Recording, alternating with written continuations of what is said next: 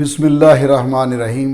السلام علیکم ناظرین، میں ہوں آصف عنایت اپنے یوٹیوب چینل سے۔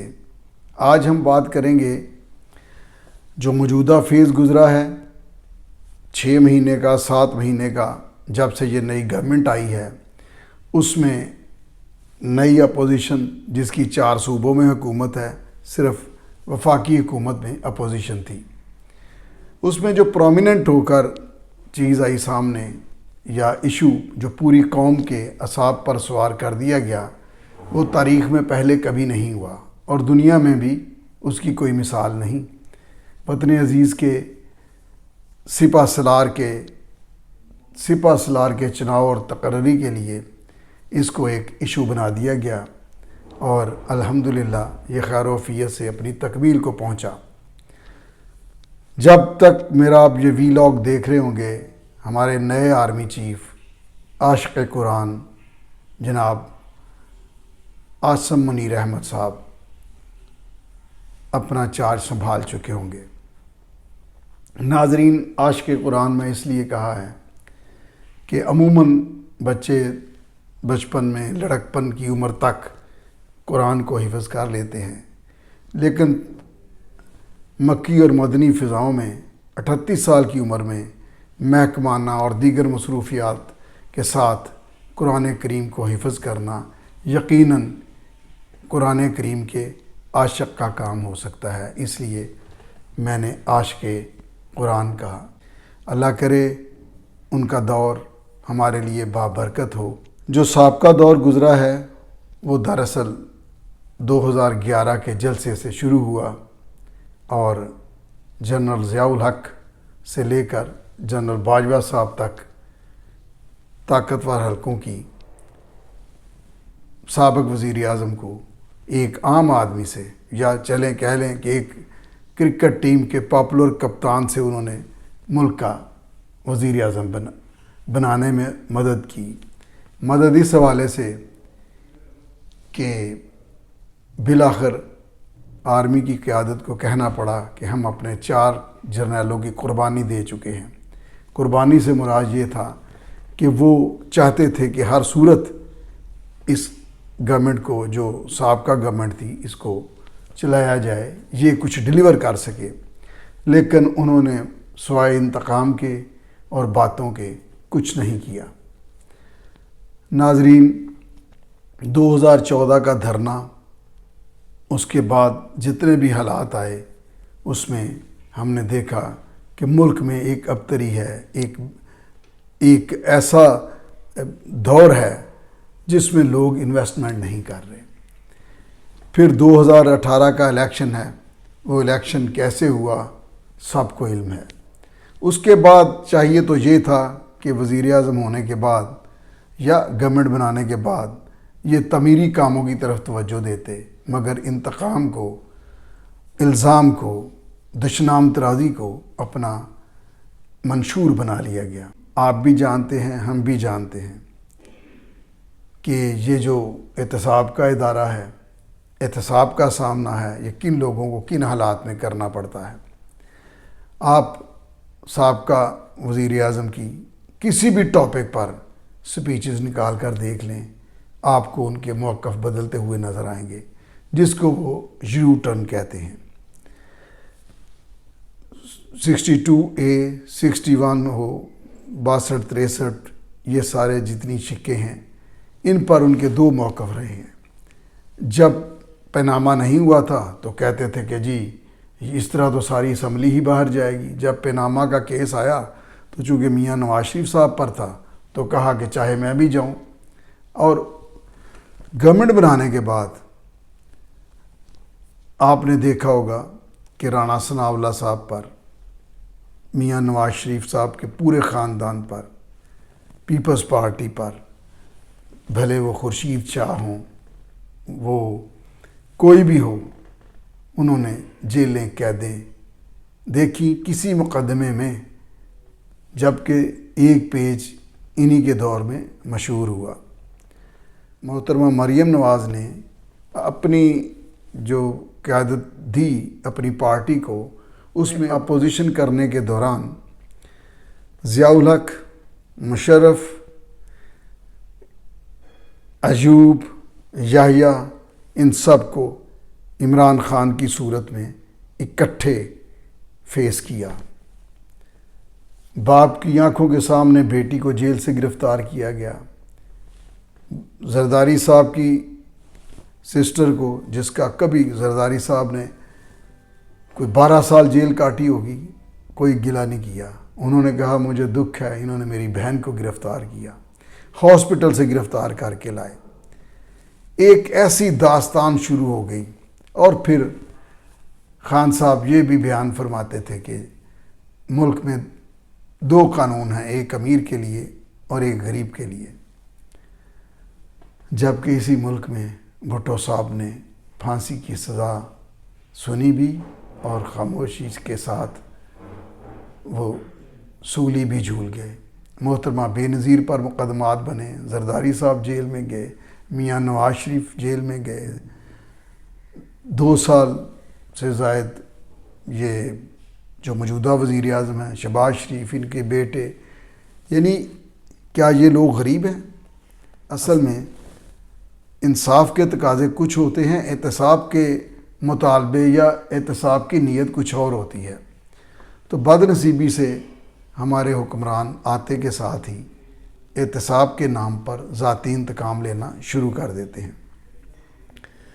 اب یہ کہنا کہ 2 قوانین ہیں، ان لوگوں کی بار بار جیل جانے سے اندازہ ہو جانا چاہیے کہ قوانین کا سامنا ان کو بھی کرنا پڑتا ہے، لیکن جھوٹے مقدمات میں، موسٹلی جھوٹے مقدمات۔ اگر سچے مقدمات ہو تو پھر کون عدالت چھوڑے اور کون عدالت جو ہے وہ سزا دے۔ آگے چلتے ہیں۔ ان کی مقبولیت عمران خان کی، اور اس میں سائفر کا شور، بیرونی سازش کا شور، امپورٹڈ حکومت کی بات ہم سب کو یاد ہے۔ 2020 میں پی ڈی ایم بنا، ان کے پتہ نہیں ایجنڈے پر کس نمبر پر، یعنی کہ 2 4 10 7ویں نمبر پر یا کسی پر بھی عدم اعتماد ان کے ایجنڈے میں تھا۔ جب مولانا فضل الرحمان نے یہ کہا، مولانا صاحب نے، کہ جی آپ اسمبلیوں سے ریزائن کریں، تو پھر پی ڈی ایم کا ایک اجلاس ہوا جس میں بلاول بھٹو باقاعدہ فائل لے کر آئے اور انہوں نے کہا کہ جی یہ دیکھیں ابھی اسمبلیوں سے ریزائن نہیں، اس سے پہلے عدم اعتماد کا مرحلہ ہے، اور یہ ہمیں کوئی، ہم ایسی بات نہیں کر رہے، بھاگ نہیں رہے اس پروگرام سے۔ تو میرے کہنے کا مطلب یہ ہے کہ ان کے تو ایجنڈے میں شمار تھا، شامل تھا کہ عمران گورنمنٹ کے خلاف انہوں نے عدم اعتماد لے کر آنی ہے، اور پھر عمران خود کہتے ہیں کہ میں کوئی بل پاس کروانا ہوتا تھا تو میں ایجنسیوں سے کہتا تھا۔ انہوں نے بھرپور مدد کی، چاہے ڈائلاگ کے ذریعے کسی اور طریقے سے۔ یہ 3 درجن 4 درجن کے قریب بل انہوں نے 1 گھنٹے میں، ایک دن میں منظور کروائے۔ یہ کوئی فلاحی قسم کا بل بھی منظور کروا سکتے تھے۔ پھر ان کے جتنے لوگ ہم نے شروع میں دیکھے وہ سب کے سب اب نظر نہیں آتے، جن میں وہ، جن کو یہ شہزاد اکبر تھا، اور لوگ تھے، ایک وہ ڈاکٹر کرونا والا تھا مرزا صاحب۔ بڑی دنیا آئی اور بڑی گئی، لیکن عوام کے ساتھ کوئی کیا ہوا وعدہ جو 100 دن کا تھا، وہ 3 سال 7 مہینے 4 دن گزارنے کے باوجود ایک بھی پورا نہ ہو سکا۔ نوکریاں پہلے سے جاتی رہیں، بے روزگاری بڑھتی رہی، لوگوں کا کوئی پرسان حال نہیں رہا۔ تو یہ بیانیہ کریٹ کرنے والے، بیانیہ فروش قسم کے سیاستدان کے طور پر جانے گئے۔ میں یہ سمجھتا ہوں کہ اگر مقبولیت کی بات کی جائے تو 1986 گوگل سے آپ سرچ کر لیں، محترمہ بے نظیر بھٹو جب لاہور آئیں تو ایئرپورٹ سے لے کر مینار پاکستان تک اور شدرہ تک کوئی جگہ، کوئی بلڈنگ، کوئی چیز ایسی نہیں تھی جہاں پر لوگ اور انسان ہی انسان نہ ہوں۔ یہی حالت ان کے فیصل آباد جاتے وقت تھی، اور اسی طرح گجرانوالہ میں تھی۔ اس وقت لاہور کی آبادی 40 لاکھ سے کم تھی اور پاکستان کی آبادی 10 کروڑ سے کم تھی۔ ایک بھی کسی جلسہ گاہ میں کوئی کرسی چیئر وغیرہ نہیں لگائی گئی تھی، اور ایک پھول بھی نہیں ٹوٹا تھا، کوئی پتا بھی نہیں ٹوٹا تھا۔ اس کو کہتے ہیں مقبولیت۔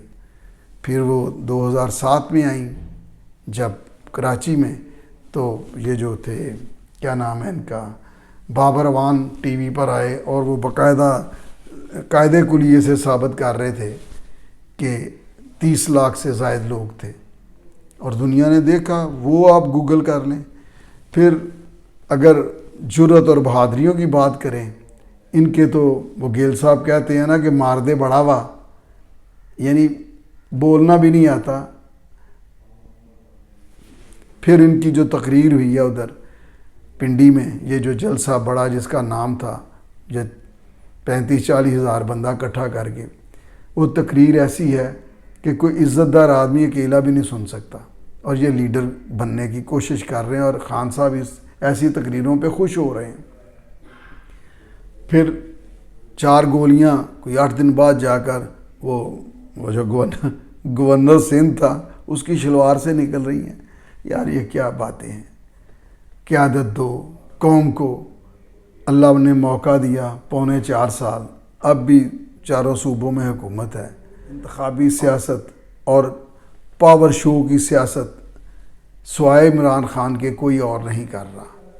جس دن سیاست کھلے گی، الیکشن کھلیں گے، انتخابات آئیں گے، میاں صاحب بھی پاکستان آئیں گے، جیسے بھی ہوں، جیل میں آئیں یا ویسے آئیں، تو وہ جو ہمارے ایک دوست ہیں، میں نے اس پہ آرٹیکل بھی لکھا تھا، گوہر بٹ صاحب، وہ کہتے ہیں میاں جدوں آئے گا لگ پتہ جائے گا۔ عصر حاضر میں بلاول بھٹو نے لانگ مارچ کیا کراچی سے لے کر اسلام آباد تک، اور ہر شہر میں ان کا جلوس بڑھتا چلا گیا، اور جا کر وہاں ایک عالی شان جلسہ کیا۔ جلسے کے بعد وعدے کے مطابق عدم اعتماد لے کر آئے، کامیاب ہوا۔ عمران خان دعا مانگتے تھے کہ یہ میرے خلاف عدم اعتماد لے کر آئے، اللہ کرے یہ لے کر آئے، وہ لے کر آ گئے۔ پھر شیخ رشید بڑے مکے مارتا پھرتا تھا کہ جی یہ ناکام ہوگی، یہ لے کر نہیں آ سکتے۔ تو یہ سائفر تو بہت بعد کی جا کے پیداوار ہے، یہ کریشن ہے، یہاں سے پیدا ہوئی، سب چیزیں آ چکی ہیں۔ حقیقت میں ایجنڈا تھا، اور اس کے لیے جو وقت مقرر تھا وہ خود خان صاحب لے کر آئے، اور ان کی جلدیاں اور انہیں کالیاں مروات تھا۔ ہر بات پر یہ اپنا حق سمجھ بیٹھے۔ ان کو پتہ تھا کہ ان کو کون لے کر آیا ہے، ان کو پتہ تھا کہ یہ اب جو کسی نے کہا، اپنی فوجی قیادت نے کہا کہ ہم 4 جرنیل قربان کر چکے ہیں، وہ ان کی اہلیت پہ قربان کر چکے ہیں کہ کچھ ملک میں امن، سکون اور خوشحالی آ سکے۔ ہر جگہ خارجہ امور میں، اندرونی جو داخلہ امور ہیں، ان کو ہر چیز کو انہیں دیکھنا پڑا۔ پنجاب میں ان کی حکومت تھی، مریم نواز شریف کا دروازہ توڑ کے لوگ اندر گئے، باپ کے سامنے گرفتار ہوئی، فریال تالپور گرفتار ہوئیں، زرداری صاحب جیل میں گئے، خاقان عباسی گئے۔ کون نہیں جس نے جیل نہیں دیکھی؟ ابھی یہ کہتے ہیں کہ جی مجھے انہوں نے کوئی یہ اسٹیبلشمنٹ مجھے احتساب نہیں کرنے دیتی تھی۔ کیا آپ لوگوں کا قتل عام چاہتے تھے؟ جو آپ کے ساتھ ہے وہ زمزم نہایا ہوا ہے، جو آپ کے خلاف ہے اس کا حال جو کرتے ہیں۔ آپ ٹویٹر پہ چلے جائیں، سوائے گالی کے، سوائے آپ کو تباہی کے کوئی چیز نظر نہیں آئے گی۔ خان صاحب تبدیلی لائے، تبدیلی آئی، کیا آئی؟ معاشرت دفن ہو گئی، بدتمیزی، بد کلامی، ہمارا پہچان اور معاشی، ہمارا معاشرتی مقدر بن گئی۔ بھوک افلاس اور سیلاب ایک طرف رہ گئے، لوگوں کے دکھ ایک طرف رہ گئے۔ چاروں صوبوں میں حکومت ہے اور موصوف مانگ رہے ہیں مجھے وزیر اعظم بس بنا دیں۔ میں یہ سمجھتا ہوں کہ اللہ تعالیٰ کا شکر ہے کہ یہ جو سپہ سالار کی تقرری کا مرحلہ حل ہوا، آگے بھی حل ہوتے چلے جائیں گے، اور کچھ دیر بعد وقت مقررہ پر انصاف کے ایوانوں میں فائز عیسیٰ صاحب بھی آئیں گے۔ اللہ کرے کہ حکومتی ایوانوں سے لوگوں کو انصاف، اعلیٰ پالیسیاں، روٹی روزی، علاج معالجے کا بندوبست کیا جائے اور منافرت کی جگہ قومی یکجہتی پیدا ہو۔ میں امید کرتا ہوں کہ ہر طرف نئی آنے والی قیادت اس کا اہتمام کرے گی۔ آج کے لیے اتنا ہی، ملتے ہیں اگلے ولاگ میں۔ اللہ حافظ۔